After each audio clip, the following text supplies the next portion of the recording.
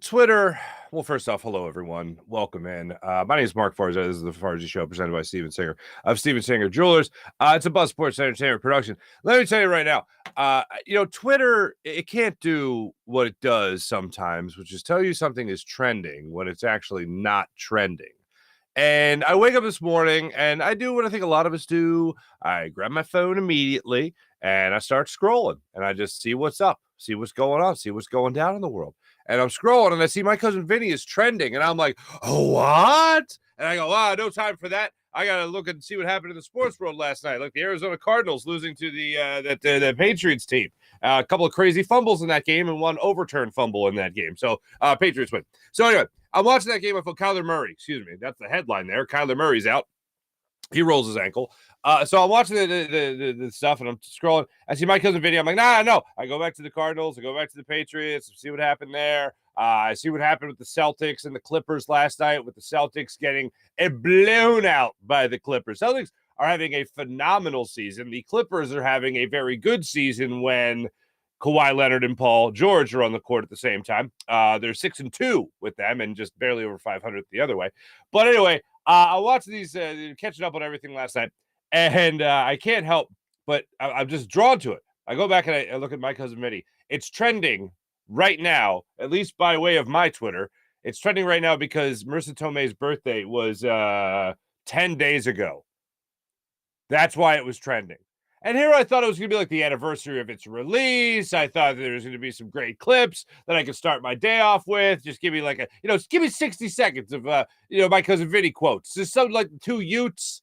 Everything that guy just said is BS. I'm done with this guy. Like, I shot the clerk. Like all that thing, all of it. Marissa Tomei's rant at the end of that when she's talking about the carburetors or whatever the heck it is. I don't know cars. Just give me that. So I tell you all that to tell you this. I just started my day off disappointed. That's how I started my day off. So I'm going to try to rally for you guys. I'm going to try to rally for you. So here's what I got for you. I got Nick Sirianni addressing the team after the game, if you haven't seen that yet. I got Jalen Hurts addressing the team after the game, if you haven't seen that yet. I got A.J. Brown. I went into a little Mike Garafolo Twitter hole yesterday, and I was looking at some of his tweets about this injury status of Philadelphia Eagles, like Lane Johnson. I was looking at some of the stuff with injury status with Reed Blankenship and who the Eagles might have a reunion with.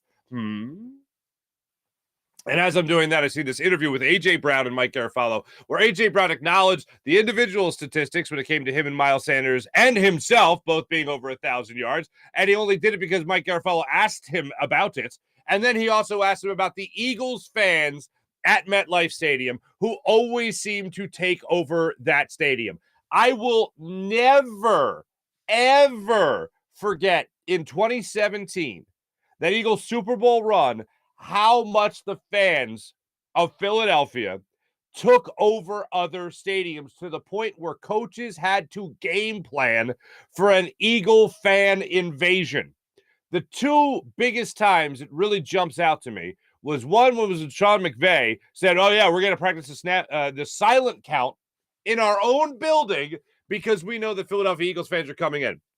The other time was when Eli Manning said his offensive lineman couldn't hear his own snap count because of Eagles fans at MetLife Stadium. And if you remember, there ended up being a false start at the end of that game because they couldn't hear Eli Manning with the snap count, and the Eagles ended up winning that game with a huge thank you to that false start, which means a huge thank you to Eagles fans taking over the stadium. So Eagles fans, as we know by now, travel. They haven't always had that reputation. Now they very much have that reputation. And to hear them exploding with joy after the Eagles dominated a division rival in the New York Giants. And I know it's not that far, and A.J. Brown said it as well. I know it's not far from Philadelphia. It's an easy drive, but the weather was bad, and they were packing that stadium, and they were waiting for A.J. Brown to run off the football field so they could give him some love for his performance in that game against the New York Giants, as well as the rest of his team. So we'll get into that today. We will give you the injury news when it comes to Lane Johnson. One of the things that did come out yesterday was from Ian Rappaport. You can take a look at this. And also Nick Sirianni talked about this in his press conference yesterday. Lane Johnson went down Sunday with the abdominal injury, did not suffer a major injury, and is considered day-to-day per a source. So some good news for the Eagles there. Now the good news continues. This one comes out also from Mike Garafalo regarding the injury news to Reed Blankenship. They had scans on his knee. It's a low-grade sprain, which means it's a short-term injury, according to sources.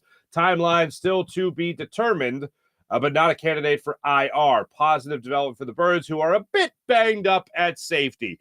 How banged up at safety are they? Let's go back to Mike Garafalo.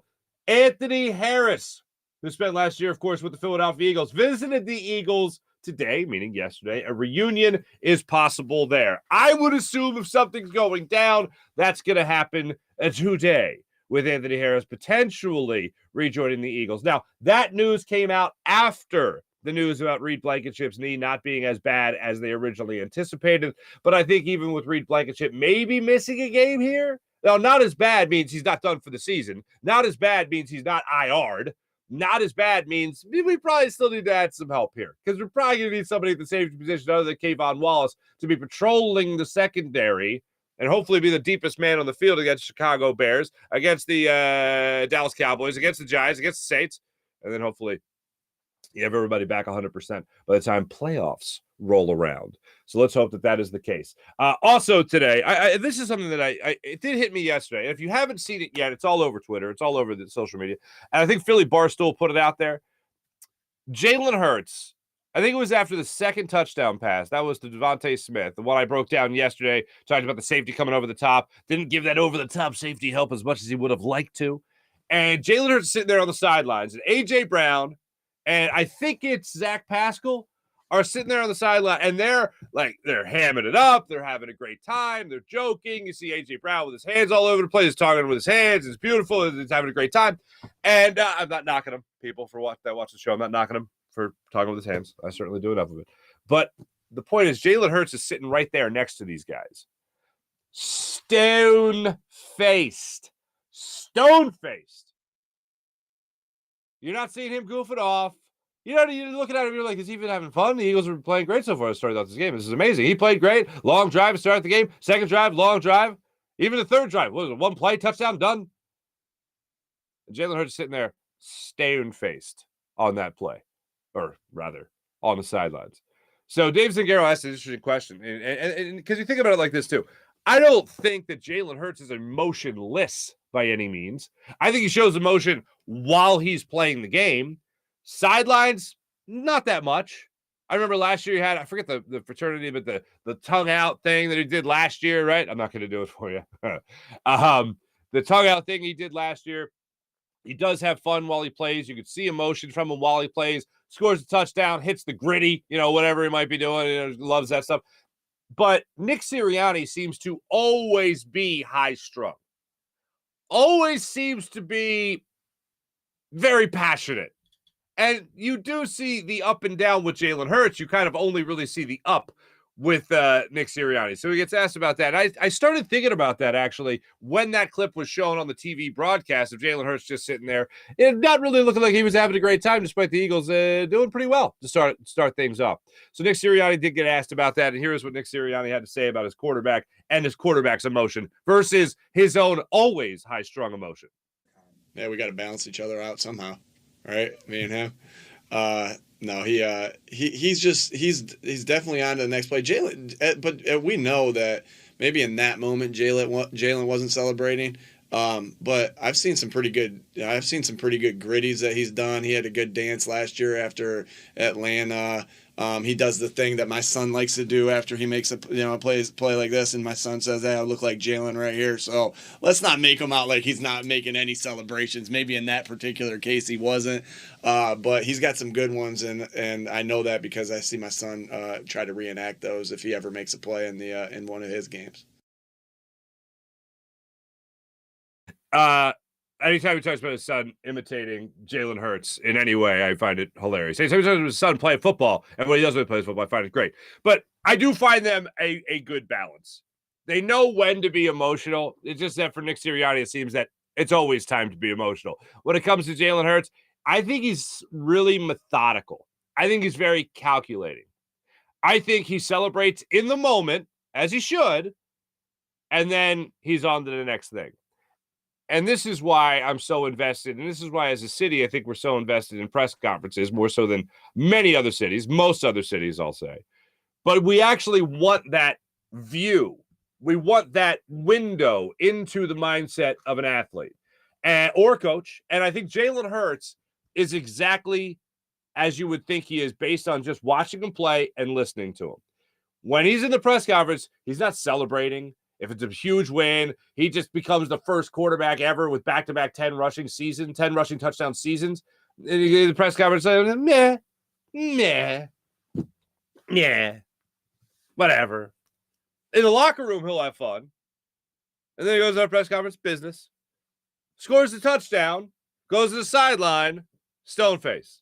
Going through the surface, going through the tablet, going through the plays, looking at the coverages, seeing what the defense is giving him. It's pretty interesting. And then we also talk about this. We mentioned this yesterday, but speaking of looking at the film, speaking of looking at the pictures, speaking of looking at the surface, the tablet, whatever, Jalen Hurts had a pre-snap read that was the touchdown to Devontae Smith, and that's how he scored that touchdown. That's how they got into that formation. That's how they called that play because of Jalen Hurts' homework, because he's so calculating on the sideline. I think it's safe to say that, 12-1 and a quarterback playing the way that Jalen Hurts is playing, it makes you feel good. It makes it kind of easy to root for him. But the fact that the work is still very much there, the fact that the work ethic is still very much there, and he's got the right approach to the game that you want in every quarterback across the league, except for the one you're playing, of course. He's got that right mentality, right mindset to know I always got to be working. Enjoy the moment. Enjoy the spoils of the hard work you just put in. Go ahead and hit that gritty, son. And then on the sideline, start flipping through the pages, start going through the surface, start going through the tablet, start going through the coverages. So the next time you're at the line of scrimmage, the next time you have that crucial point in a play where you recognize something and you see that can be exploited, you think Smitty can break it down the sideline and beat their safety who's coming over the top, go for it. And that's exactly what happened in that game. So calculating would be a good way, I think, to describe Jalen Hurts in the best way possible. Looking what's out there, exploit it. And a lot of people didn't give him credit for that last year. I know, and we played the cut yesterday of Jalen Hurts talking about the critics that he had about not being able to throw the deep ball, and here he is with one of the best yards per averages, the second best yards per attempt average in the NFL with 8.1. And we talked about that yesterday. We talked about how he's really improved on that deep ball and whether or not it's arm strength, whether or not it's just accuracy. I think it's just accuracy because I always think his arm strength was fine. But the accuracy on the deep ball has been phenomenal this year, and he's had plenty of opportunities, a couple of wide open opportunities as well, to hit his wide receivers. So that's great. But the other part of it is the mental aspect of the game. And I know everybody wants to talk about your man Todd Bowles down there in Tampa in the playoffs last year being caught by NFL microphones, the NFL network, hearing him go, oh, this guy doesn't know what he's doing. This guy can't read a defense. Jalen Hurts in the question while he was answering it about the deep ball. You know, there was a time where people said I couldn't throw the deep ball. Well, he's throwing the deep ball this year. I wonder, well, I think he has heard by now Todd Bowles. I wonder how much that played into his motivation in the offseason. Now, I know what people say it all the time. They say, oh, you should use that as motivation. I wonder if he did use that particular cut, that particular clip, or at least knowing that clip was out there as, well, people think I'm an idiot. I can't read a defense. I'll show them. And here he is coming to the line of scrimmage. And over the last couple of weeks, we've heard Shane Steichen come out and talk about how much he has taken a big step forward in being able to break down what's in front of him, make that pre-snap read, and make that adjustment. The time I only think it was a little overboard was all the bubble screens you saw against the Arizona Cardinals, but whatever. The Eagles ended up coming back and winning that game. So, stabilizing and winning that game. So that's great. But the pre-snap reads, we've talked about the physical intangibles of a guy like Jalen Hurts. It's time to also applaud what he's been able to do with the mental aspect of this game and breaking down what's in front of him and being able to exploit the weakness in whatever is in front of him. Checking down, audible, changing the play, pre-snap, all that stuff. Been doing a great job of doing that all season long. So really want to give him a lot of credit because credit is certainly due in that spot. Brandon Graham, ladies and gentlemen. I was racking my brain yesterday after I heard this. I'm just talking about beloved. Now, he's got a Super Bowl in his back pocket, and he came up with a strip sack to help secure that Super Bowl victory in that Super Bowl. I don't think, I know that there have been athletes that are wildly beloved in this city. And Brian Dawkins is the first guy that comes to the list. Bernie Perrant, still very much a most beloved figure in this city. You think about a guy like Joel Embiid. People love Joel Embiid, to bring it back to being more modern. When you talk about Jimmy Rollins, when you talk about now with Jimmy Rollins, you talk about Charlie Manuel, you talk about Chase Utley. There's talk about Cole Hamels wanting to make a comeback, maybe Philadelphia. When we talk about most beloved athletes in the history of the city of Philadelphia, Jason Kelsey is certainly on that list. But I don't know anyone that has had the rise in stock of love and appreciation more so than Brandon Graham. Because remember, we got to go back to the Earl Thomas pick, which, yes, I was one of the people going, Earl Thomas is right there. You're trading up Earl Thomas. Yeah, this is great. Eagles are going to get Earl Thomas. They did not get Earl Thomas. Earl Thomas ended up going on and winning a Super Bowl in his first, what was it, his first year, 2 years in the league? Whatever it was, the Legion of Boom and all that stuff. And the Eagles took Brandon Graham. Here's another undersized defensive end with a high motor. He never quits. Blah, blah, blah. And everyone's like, but Earl Thomas! And Brandon Graham, for 3 years, was a bust. And then all of a sudden, this guy started showing a lot of signs of life. But even before that, even before he started to show some promise as a high draft pick, even before that, this guy I had a tremendous respect for. Because after his first year where he had struggles, after his second year where he had struggles, he's getting interviewed about the type of player that he is and what he's supposed to be bringing to the table. And he himself, a very young Brandon Graham, says, right now, I understand the fact that I'm a bust. Can you imagine? Right now, I understand I'm a bust. Usually you hear players, I don't want to, denial, I guess is the best way to call it. No, I'm fine. I got this. Things need to work out. I haven't gotten breaks, but I'm going to come back and I'm going to get this done. Like, he didn't blame anybody else. He didn't call a coach under the carpet. He didn't say that that he was just completely outmatched or anything like that. He didn't, say that he was, people are Earl Thomas is in his head, or he didn't say anything like that. He owned it. Accountability. And when I first heard that, I went, oh man, I can root for this guy. I mean, not that I ever root against a player, but it kind of got my attention. Don't count this guy out. And he goes on to have a very steady, very successful Super Bowl winning career here in Philadelphia. 34 years old now, coming off a 3-sack game for the Eagles. And all the while becomes a darling of this city. Always a bright, big smile, always honest, always holding himself accountable. And I didn't know, going back to 2013, 2012, I didn't know that when I first heard that cut of Brandon Graham being interviewed on Lincoln Financial Field, on the field there, I didn't think that was going to be the bar set for the rest of his career. Always accountable. If something's not going right, he's right there. He's owning up to it. From labeling himself as a bust or acknowledging the fact that he had the bust label after a few years in the league, to having struggles in his career, to then turning it around, to then giving credit to guys that have been around him for the vast majority of his career, like Fletcher Cox, guys that have come in and really helped out this team, like Javon Hargrave, welcoming with open arm other guys, helping younger guys like Josh Sweat break into the league and make a name for themselves, winning a Super Bowl, coming up with a big play in the Super Bowl. And then I'm telling you, from a personal standpoint, as a guy that's been around him a number of times in public settings, an extremely gracious guy.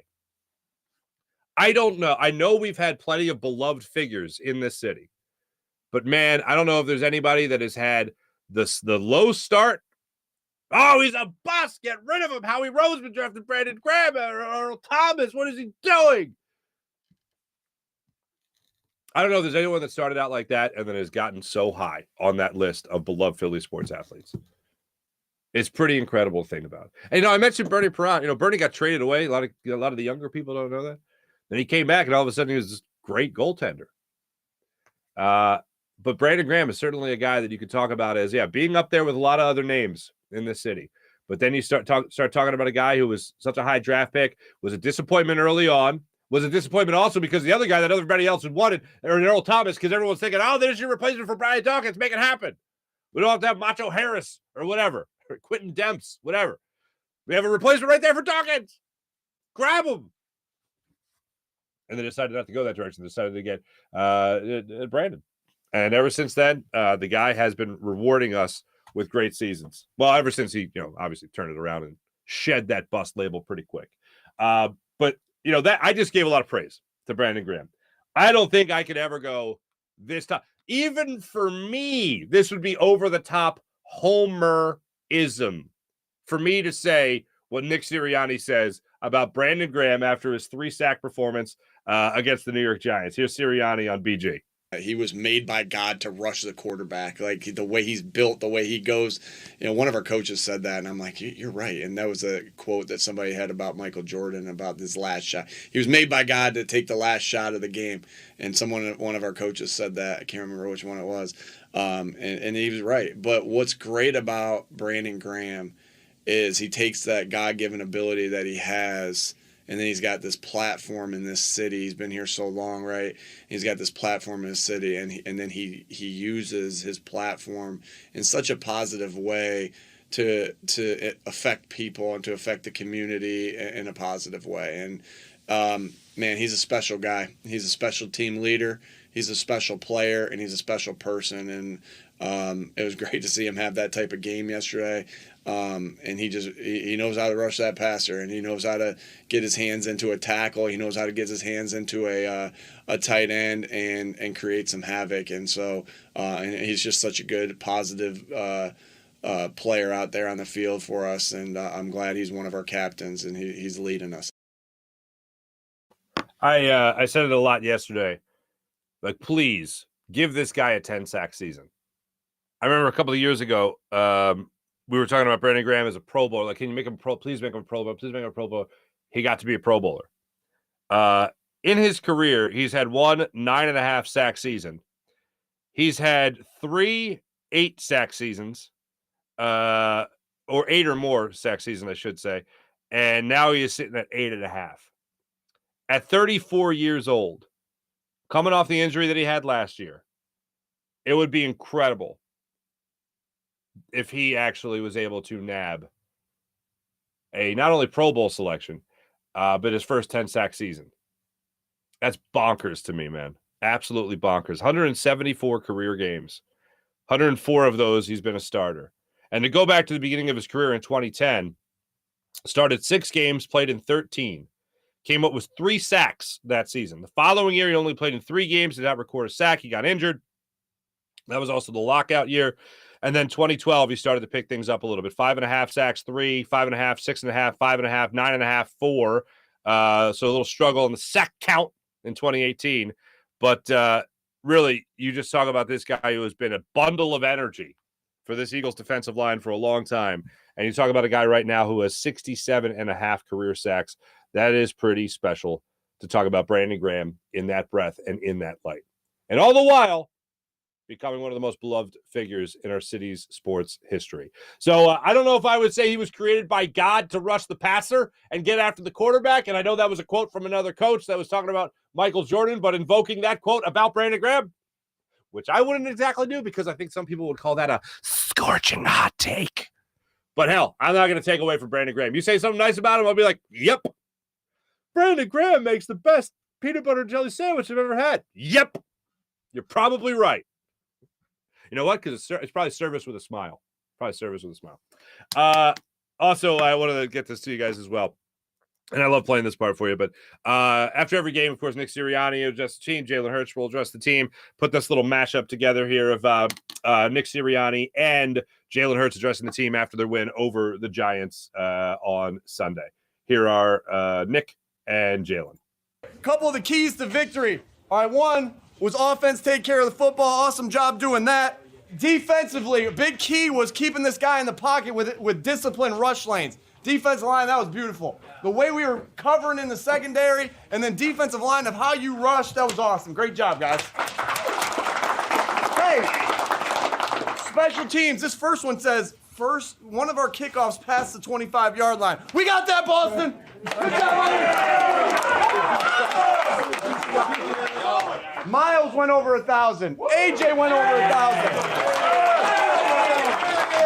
BG. 3 sacks for BG. 7 sacks as a defense. Awesome job. All right, hey. What Slay's last point there was smile, have fun tomorrow, right? And that was fun, guys. That was fun. All right, you did a great job talking to everybody last night, Slay, and that was fun. That was a fun game. We're gonna be on this one for a little bit. Be on a good. It's fun to win. All right, enjoy it. It's hard to win. Enjoy this. Then it's on to the next round. Keep climbing. All right, let's pray. That's a great team win today. I feel like we came in here. We had the weather as a condition. We had all these different things going on, and we conquered the moment. We conquered the moment. There's a lot to learn from, but enjoy it and know that we got bigger things coming forward. Mm-hmm. So enjoy this and continue to grow. Eagles on 3, 1, 2, 3.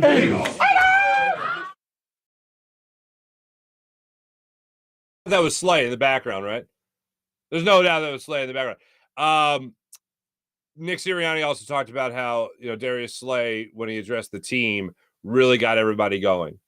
Slay apparently ended his speech where he invoked James Bradbury and how you have to win this game for James Bradbury. You got to win this game for him. He also ended it by saying, all right, let's go out there, have fun, and smile. It's like what your mom might have told you before you went out there and played in Little League or Pee Wee or whatever it might have been. You go out there and smile. Your music teacher in grade school before your spring recital, before everyone came out and sang something, some song for some Disney movie. I don't know. And it was just like, smile. Like, thank you. I'm going to go out there and smile a little bit instead of, I'm terrified. Anyway. So there's the team enjoying themselves. Now they got to take on the Chicago Bears. Now they got to take on a team on the road in the Bears. And see how Jalen Hurts performs at Soldier Field, where the Eagles have had some success over the years. So I look forward to that matchup. I was referencing earlier the traveling Philadelphia Eagles fans and how it's really picked up over the last couple of years. I want to say that one of the reasons I say they haven't traveled well before in terms of reputation is this. Many of you know, I traveled around a lot. Working for Sunday Night Football, and I was in every stadium, traveling around, covering every Sunday Night Football game, and people would talk about fan bases that travel well. People would talk about the Steelers fan base travels better than anybody, and I'd be like, yeah, I would agree with that. They would talk about where Cowboys fans travel, and I go, no, they don't. Maybe some Cowboys fans travel, but they are, in each city, they're weird, wacky, totally unjustified bandwagon fans. They're not traveling from Dallas. They are from Philly, unfortunately. They are from New York, unfortunately. They are from Pittsburgh. They are from Los Angeles. They are from Green Bay. Oh, actually, I think you'd literally get kicked out of the city if you're a Giants fan in Green Bay, Wisconsin. It's Packers or die. There's Cowboys contingents in every single city that are bandwagon Cowboy fans. So they don't travel. No. The contingent of bandwagon people, they go to the game. There's like, oh, Cowboys fans travel. No, they didn't. They live 20 minutes away from the stadium. Stop it. And they've never been to that. Anyway, you know the story. I don't need to tell you. But then people brought Philly. Like, well, Philly travels a little bit. And a lot of people, I'm not going to name names, but a lot of people, no, not to say Philadelphia doesn't travel well. I want to say this is about 6 years ago. I remember having this conversation. Eagles, of course, won a Super Bowl in that time. And during that Super Bowl run, oh, baby, Eagles fans were taking over the stands. And ever since then, even before they won the Super Bowl, so don't throw bandwagon fan back in my face. Don't even do that. And there have been Eagles fans that do travel regularly. It's not like it's non-existent. Okay, I'm not saying that either, but I'm just saying the conversation had on a national scale was that Eagles fans were not up there with great traveling fan bases. Now there is zero argument to make that statement from those years ago factual because Eagles fans take over other stadiums. And here is Mike Garafolo with A.J. Brown at New York Giants at the MetLife Stadium. And you can hear the Eagles fans in the background. Here they are talking about stats first and foremost, and then talking about the fan base taking over Giant Stadium. Miles Sanders, first 1,000-yard rusher for the Eagles since 2014. You, first 1,000-yard receiver since 2014. How good does that feel to hear that? Man, it feels good just to see like team success equals player success, individual success. So I just tell you that we're on the right track and we're doing all the right things. And hopefully we have a couple more guys that go over that threshold and we keep winning games. Most importantly. Last one. Speaking of things that are good to hear, you hear that crowd over there? Those are Eagles fans over there. What does that sound like to you? Music to my ears. They always travel. I know it's not that far, but they stay out here in this rain, cold weather. They show support all the time. And I love Philly. I love the fans, man. It's been everything since I've been here, man. All right, they might roar again when you go run by them. So go ahead, enjoy it, man. I got you. Thank you. Music to my ears. Loves this city. I think somebody loves it. I mean, we love AJ Brown, but I think somebody loves us even more. And I'm sure A.J. Brown is excited about this little piece of news. This little piece of news that a former teammate of his is going to be joining the Philadelphia Eagles, has joined the Philadelphia Eagles, as the Eagles sign Brett Kern, a 3-time Pro Bowler from the Tennessee Titans. A.J. Brown's former teammate. 12 years with the Tennessee Titans, 3 Pro Bowls, fairly recent, 2017, 18, and 19. He's now 36 years old. If the Eagles make it to the Super Bowl, I believe he'll be 37. Whatever, he's on the back end of 36. Let's just say that. He was released by the Titans at the end of the year. At the end of training camp, and they went with I believe, a rookie punter. And he has been out there on the free agency list. So there he is. Brett Kern is your new punter. Aaron Sipos gonna be missing some time after trying to run for that first down. And here's the thing: he almost had it. He stepped out of bounds well before he was actually hit. And I don't mean the late hit that people are screaming and yelling about. I mean when he stepped out of bounds, continued running for about 4 or 5 more steps, then stepped out of bounds, then was hit. Not necessarily that. Well, that was very Nick Sirianni of me. That was hit.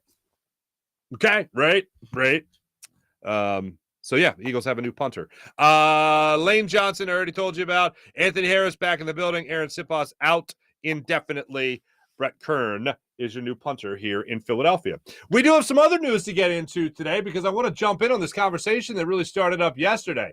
And look, I have said many times now that I feel as if we're not caring nearly as much about Joel Embiid being in the MVP race this year as we have been in years past.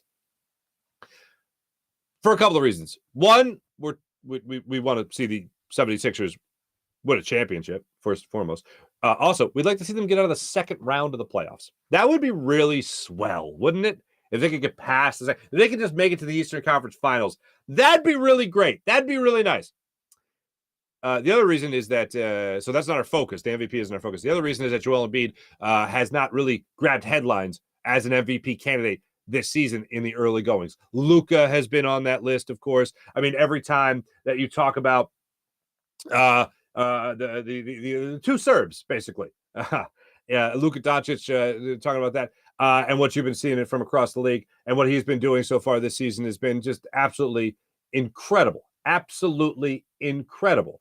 But Joker, on the other hand, is always going to be garnishing a lot of that conversation as well. And Joel Embiid has certainly taken, most literally, the back seat to that conversation. Up until recently. And Joel Embiid was just named Eastern Conference Player of the Week for his performance, mostly against the Lakers and against the Hornets. And here's what the league put out there. Embiid produced a league-best 43.3 points per game. That includes, of course, his 53-point game against the Hornets. He shot nearly 64% from the floor at 6.39, so .639, and also pulled down 10 rebounds with 3 assists, 1 steal, 1 block. He became the 10th player in league history to average 43 points, 10 rebounds, and a shooting mark of at least 60% over a 3-game span. Only the 10th player in NBA history to do that. Joel Embiid in that 53-point game. Joel Embiid and leading his team to that victory. Joel Embiid and James Harden scoring 30 of the Sixers' 35 points in that third quarter against the Hornets. Kind of put a big exclamation point of Joel Embiid being thrust back into the MVP conversation. So I see that news come out that he gets named the Eastern Conference Player of the Week. Zion was for the Western Conference, by the way. And I'm thinking to myself, now we're going to start that conversation again. Now we are back in the conversation of Joel Embiid as the MVP. I'm not going to say we don't care, but I will say I think it's had the least amount of focus, the least amount of attention that it ever has in this campaign this year, because I think people are so much more fixated on the overall team success. Not to say that they weren't before. It was all about Joel Embiid winning the MVP. Absolutely not. Not what I'm saying. Let me make that point very absolute, crystal clear. What I am saying this year is that I think we have reached a point of frustration with the Sixers' overall success, that it has become more so, if he wins an MVP, fine, great, but just get to the finals. Can we just get out of the second round of the playoffs? Can we get through the Eastern Conference Finals? Can we get to the NBA Finals? Can we win a championship? I think those things have become so much more important in our argument for whether or not the process works, whether or not those years were worth it, more so than just Joel Embiid winning an MVP. If Joel Embiid wins an MVP on the ascent to all of a sudden making this team a juggernaut, and maybe winning an MVP when Jimmy Butler was on this team, even going back to that year. Winning an MVP 2 years ago when you're very much on the ascent, still a young team, still had hope for Ben Simmons. Remember those days? If that was the case, then yeah, it'd be a little bit different. But now it feels like, okay, the MVP, I don't care about that individual accolade anymore, as not nearly as much as I did at least. All I care about is overall team success. Now, if Joel Embiid wins an MVP, I'll be thrilled that he won the MVP. But that just better be a nice little cherry on top of a phenomenal season by the team, a great playoff run by the team, and maybe even a finals appearance. That's what I'll be waiting for. But I saw yesterday, NBA Today was talking about it, and I saw Ramona Shelbourne was on there talking about how Joel Embiid is Dirk Nowitzki. And she's like, I want everyone to stop and I want you to recognize this. And I think I heard her highlight the fact that Joel Embiid has even said that himself, or Tyrese Maxey has told a story where he comes out and shoot around and he goes, who should I beat today? And Tyrese Maxey goes, I'll beat Dirk. He's like, I'll beat Dirk today. And then he goes out and he throws Euro steps on guys leading against the Hornets. He throws Euro steps on guys leading against the Nets. He throws Euro steps on guys all the live long day. Step back jumpers, one knee in the air, jumping, little bunny jumpers, so stuff like that, hitting threes for the team. The versatility in his game is unbelievable. We talk about versatility all the time with the Eagles. You can certainly talk about that in Joel Embiid's game. Who can I be today? Can I be Shaq? Should I be Shaq today? And he'll be Shaq. To me, I watch him play and I admire the way the guy plays. And all I'm hoping, yeah, sure, get him an MVP, great.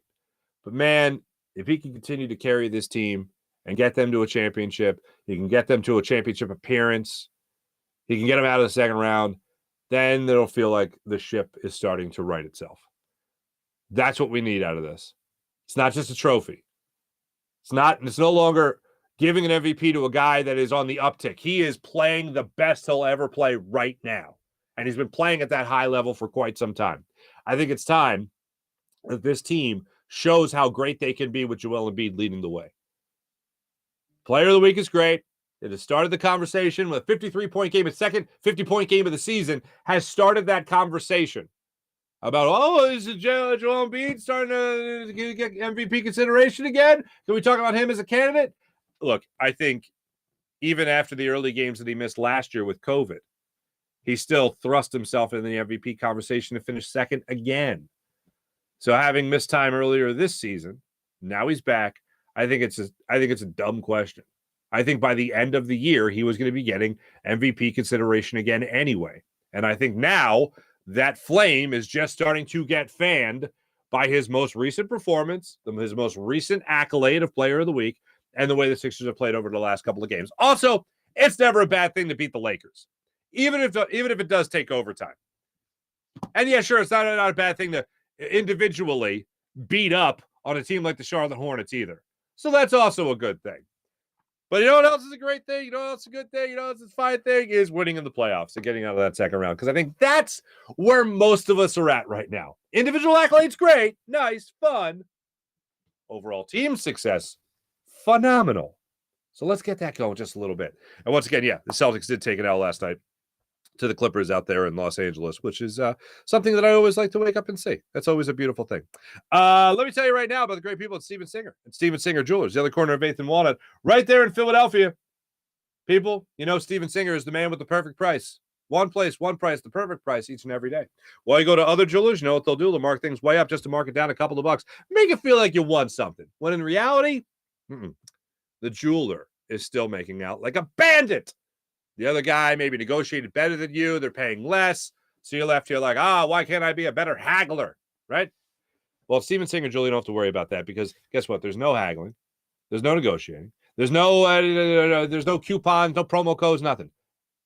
You have zero pressure when it comes to buying a beautiful, dazzling diamond. You get walked through everything by a real jewelry expert at Steven Singer Jewelers. Steven Singer, one place, one price, the perfect price each and every day. Online at IHateStevenSinger.com. That's IHateStevenSinger.com.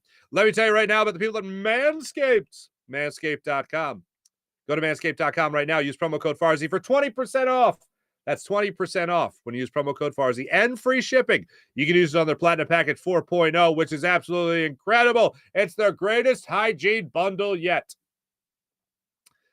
At Manscaped, they offer the Platinum Package 4.0, which includes the Lawnmower 4.0 trimmer, the Weed Whacker ear and nose hair trimmer, and they come with skin-safe technology that helps reduce the risk of nicks, so you can manscape with confidence and comfort.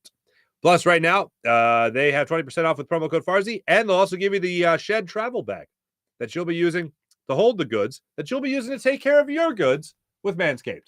Go to Manscaped.com, 20% off with promo code Farzy. Manscaped.com, and free shipping. How about the great people at Freestone Farm CBD, FreestoneFarmCBD.com. If you haven't indulged to Freestone Farm CBD, you should give them a shot. It's great for anyone taking a more natural approach to everything that they put in their body. And you'll love their strain menu. Their insane tropical tasting Bayox clocks in at a chart topping 24.1%. And Super CBD, which is half Hindu, Kush, and 21%. Genetics of these guys are off the charts. And they grow all their premium hemp flower in the Garden State. So enjoy Freestone Farm CBD. It's FreestoneFarmCBD.com, where you get 20% off with promo code Farzy. The deals just keep on coming. 20% off with promo code Farzy. How about the people of the Mojo app? Mojo.com for more information. Now, what is Mojo? Mojo's an app available in New Jersey right now to trade on Mojo, where each player has a share price attached to them in the NFL. Over 300 skilled players are available, from quarterbacks to running backs to wide receivers to tight ends. And the great people at Mojo have a share price attached to these players, and their share prices rise and fall throughout the season and off season, so there's no off season with Mojo. Go to Mojo.com right now for more information and learn how you can win up to $10,000 in share price when it comes to all players involved. How about that? Mojo.com. For more information, gambling problem, must be 21 or older. Gambling problem, call 1-800-GAMBLER. How about PHL Sports Nation, Philadelphia Sports Nation, enhancing your Philadelphia sports fan experience across all social media and blogs. That's PHLSportsNation.com.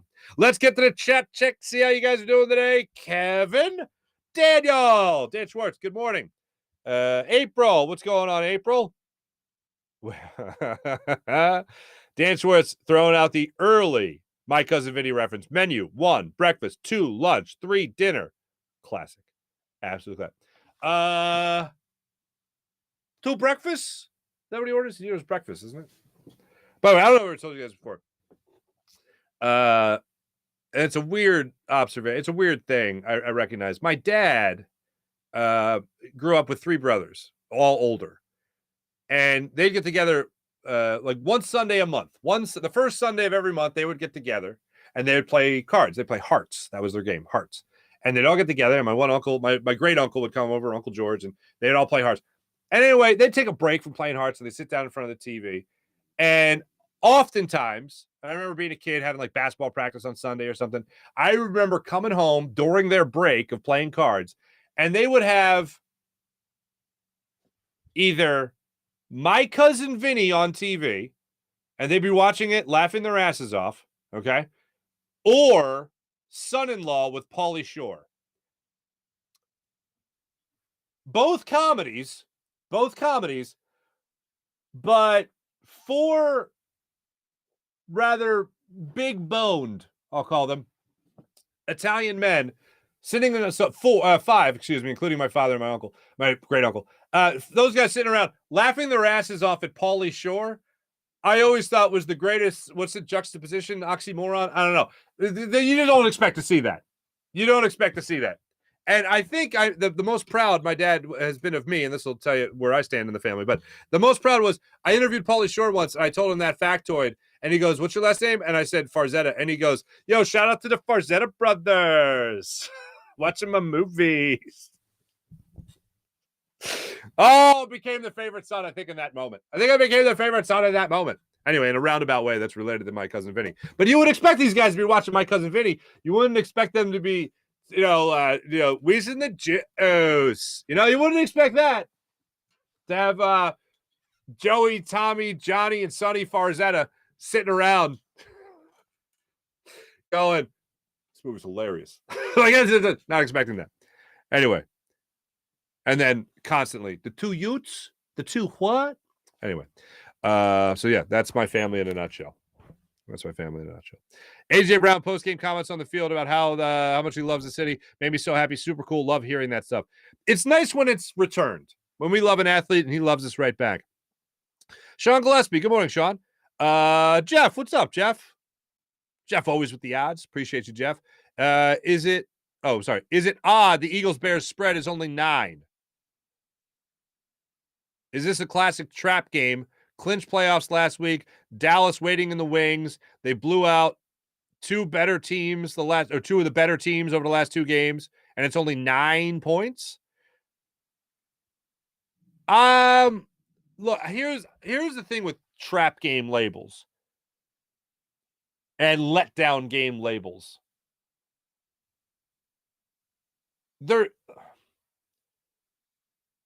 You can get caught up. It can be a trap. It can be a trap.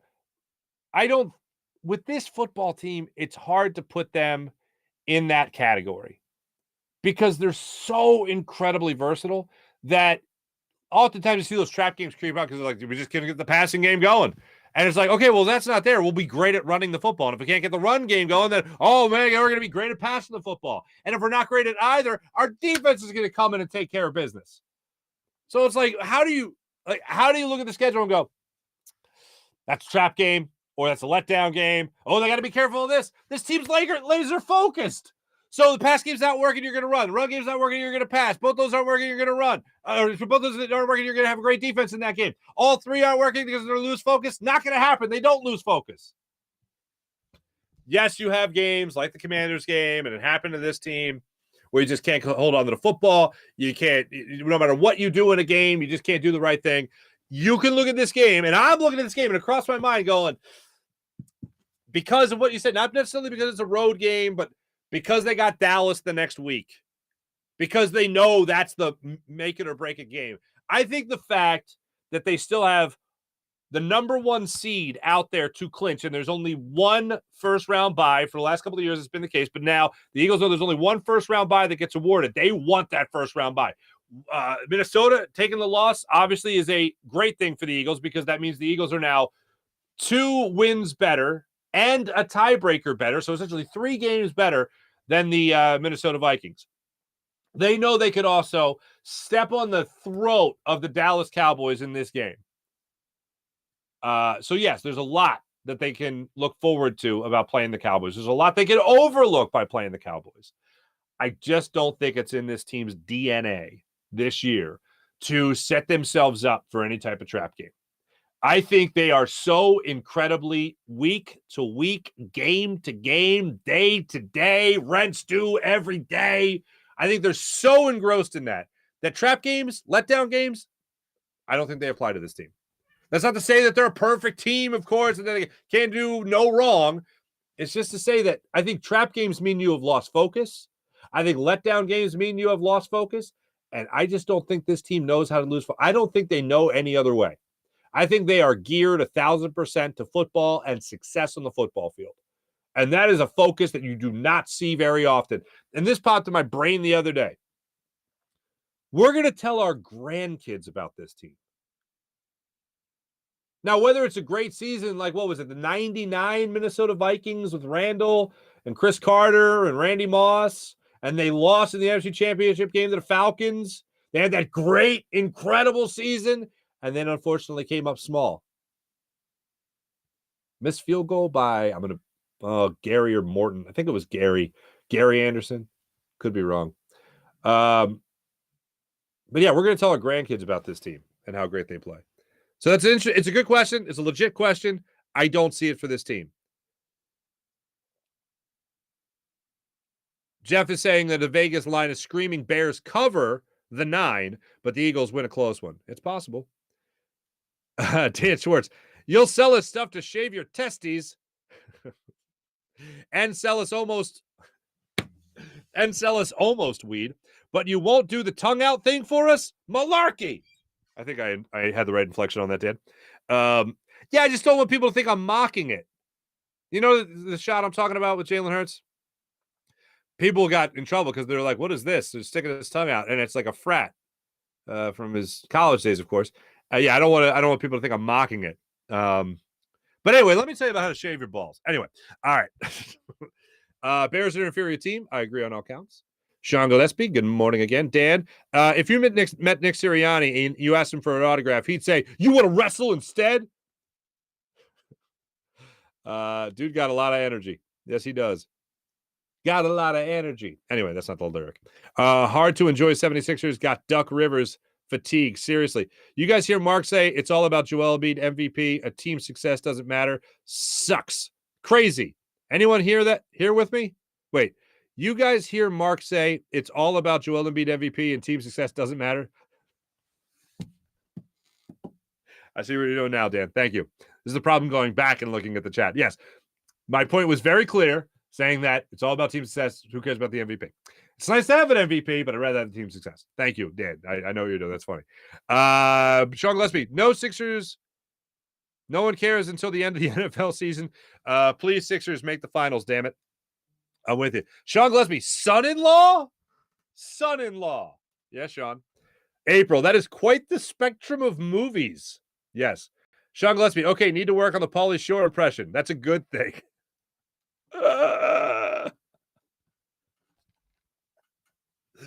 Yeah. Dan, once Mark's brother does a commercial with Pauly Shore, Mark is kaput. Dan, you read that perfectly. Thank you. Oh my God. So for those that don't know, my brother is a commercial actor star now. You'll see him in the Cure auto insurance commercials. He's the bald guy that's not as handsome as me. And he is in the background for one of them where he doesn't say anything. He's just going like this. Okay. And then he's in another one where I think Tyrese Maxey says, oh, I've seen other great clutch performances before. And then I think my brother goes, who? The Answer? That's my brother. Yeah. Star of stage, as was I, but star of stage at Archbishop Wood High School. No big deal. I don't want to brag for my brother, but he was Albert in Bye Bye Birdie. Okay. Dick Van Dyke. Yeah, that's right. Not to brag. He was Joe. Shoeless Joe from Cannibal Mo. Cannibal Mo in Damn Yankees. And what else was he? Oh, he was the guy in the thing. What's the guy's name in West Side Story? Is it Tony? I think it's Tony. That's the lead, right? That's the guy. Maria. That whole thing. He was that. Yeah. I was Danny Zuko in Greece, but I don't want to brag for myself. I'll let my brother come on and brag for me. But anyway, April. Yes, that is a local commercial, but he is in one that might be visible in your parts as well. It's three guys sitting around watching football, and I think he's in like a non-brand jersey, and I think they're talking about a car dealership. I don't know, but my cousin's in deep South Maryland can see it, so I don't know. Anyway. Dan Schwartz got to find it, April. Yeah. All right. Thanks, everybody. Wait, hold on a second. Can find it on YouTube. Giant Mutant Farzi. My brother was actually... All right. So while I'm on the subject of my brother, here's my favorite thing to tell people about my brother. My brother was on... damn it. Take two. Rolling. We have speed. Rolling. Here we go. Take two. My brother was on To Catch a Predator. That's a true statement. He and his buddies did a mock of To Catch a Predator because somebody bought an actual Predator from the movie Predator with Arnold Schwarzenegger, Predator mask. And his friend put that on, and they did a mock of the show To Catch a Predator. To Catch a Predator, the actual show with Chris Hansen, apparently they said something like, we've been perusing YouTube for people that are making mockeries of our show.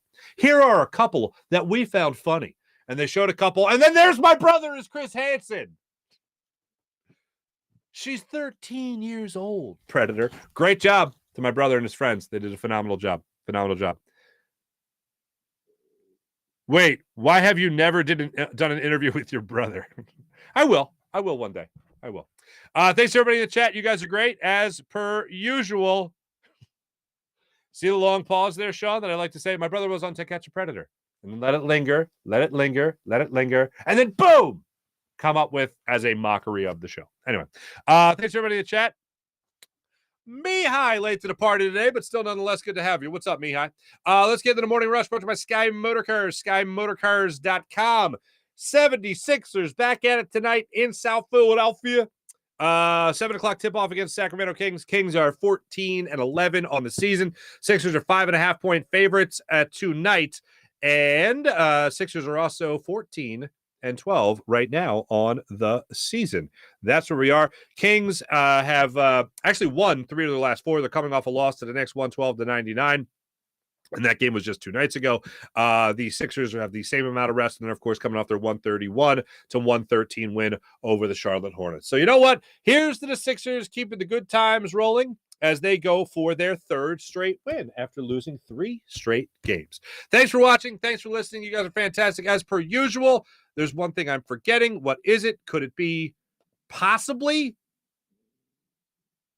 I just want to make sure I have this date right. Yeah, it is tonight. The Flyers are in Colorado to face the Avalanche as they continue their road trip. 9 o'clock puck drop against the Colorado Avalanche tonight. The Flyers have lost 3 in a row. Thanks for watching. Thanks for listening. This is the Farzy Show, presented by my man Steven Singer of Steven Singer Jewelers.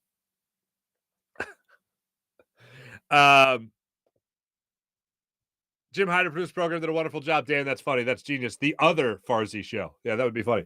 Thanks for watching, everybody. You guys are great. I'll be jumping on at 8:20 today on the Jacob Media YouTube channel with Jody Mack and John McMullen to talk all things Eagles at 8:20 today. So if you really miss me by 8:20, that's where to find me. Have a great rest of the day, everybody. Talk to you tomorrow. See ya.